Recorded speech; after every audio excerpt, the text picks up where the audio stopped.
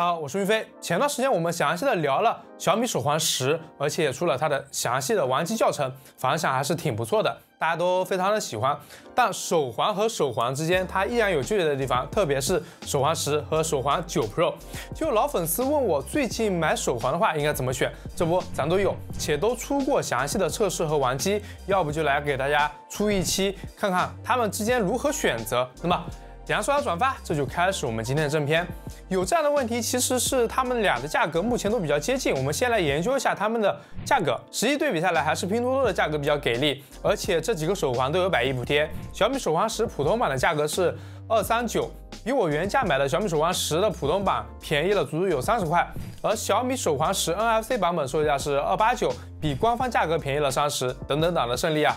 而我觉得质感最好的陶瓷版也有好价，拼多多110补贴下来价格只要339，比官网的379又便宜了40块。而我们的小米手环9 Pro 110补贴售价是359，确实价格都比较接近，而且也都有白补，全新的价格也有挺大的优惠，且买的也比较的放心，都有正品险。现在点击评论区置顶链接就可以直达110补贴专场，享受不可多得的巨大优惠。我也一直在拼多多上面购买这些科技产品，手表、平板啥的都还是帮我省了不少的零花钱。价格上的差距我们了解了，那么它们之间具体有啥区别呢？硬件上的功能和软件上实际用起来的差别大吗？我们来仔细的对比一下。首先就是手环10和手环9 Pro 的一个形态上的差别，虽然都命名为手环产品，但手环10无疑是正统的手环，而手环9 Pro 则是会更加偏向于手表这个形态，这是它们最大的一个区别。这回手环10是终于4边等宽，在颜值上是巨大的提升。当然，手环9它也是4边等宽，所以在屏幕显示方面，它们都是当前尺寸的佼佼者，而且之前也都出过它们两款手环的第三方表盘和小程序的一个教程。你们可以看一下这个对比的效果，息屏显示上呈现的这个效果区别不大，但手环10会检测是否佩戴，不佩戴的时候它是不会息屏显示的，这点还是挺智能的。你会更喜欢小小的10还是大屏的9 Pro 呢？而实际使用上的点，首先佩戴的感受上，手环10肯定是会比手环9 Pro 来的更没有存在感，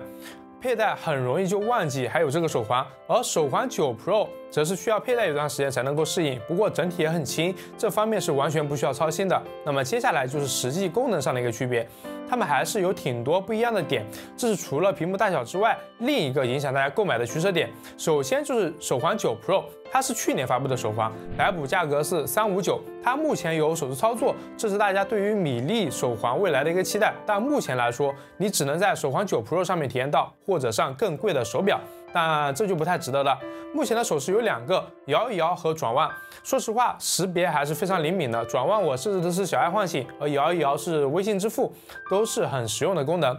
而其他的点我就快速过一下，屏幕大，看啥信息都可以更加详细一点，这点是米粒手环完全比不了的物理优势。然后因为发布的时间会更早一点，所以第三方社区是有很多成熟的表盘和小程序，而且自带 NFC 可以刷小米、比亚迪的车，而且它有 GPS， 想要不带手机跑步的话，只能选这个。而其他的功能基本上是和手环10差不多的，9 Pro 有，手环10一定有，反之则不然。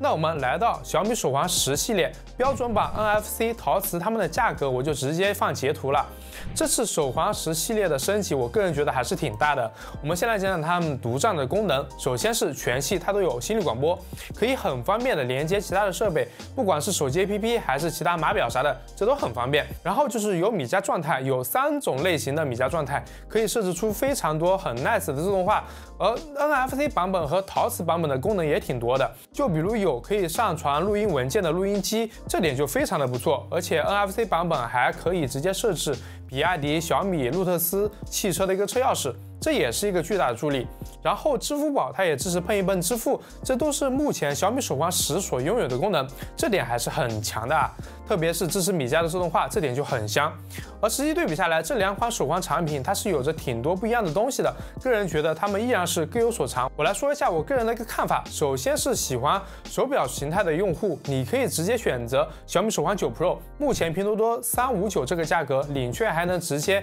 337下单，对比原价的3 2399，这确实优惠力度巨大，而且这个价格你可以买到支持小米手势操作且默认就有 NFC 的一个功能，而且大屏第三方支持也多，这就确实很给力。而如果你不需要 NFC 功能且就喜欢米粒，那么手环10普通版也只需要239，米家自动化、心率广播、4边等宽都可以通通带回家。如果需要 NFC 录音，那么手环10 NFC 是我个人推荐的最佳选择，只需要289。而陶瓷版就是质感不一样，想要追求手感好，而且就要手环10的话，陶瓷版也是很好的选择。价格的话也没有差太多，339即可以带回家。手环10目前是刚发售，没有太久，社区生态目前还不是太多，但总的来说，过段时间就会有更多的资源，也有更新的版本。当然，在最后我也提一小嘴，如果你比较在乎心率广播，且不在乎录音机，也不在乎4边等宽的话，上一代的小米手环9 NFC 100亿补贴下来只要229，也算是极致的性价比了。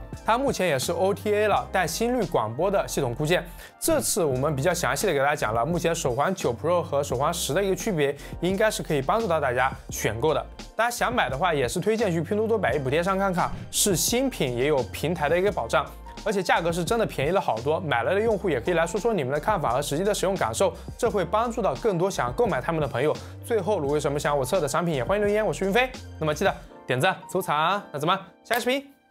再见。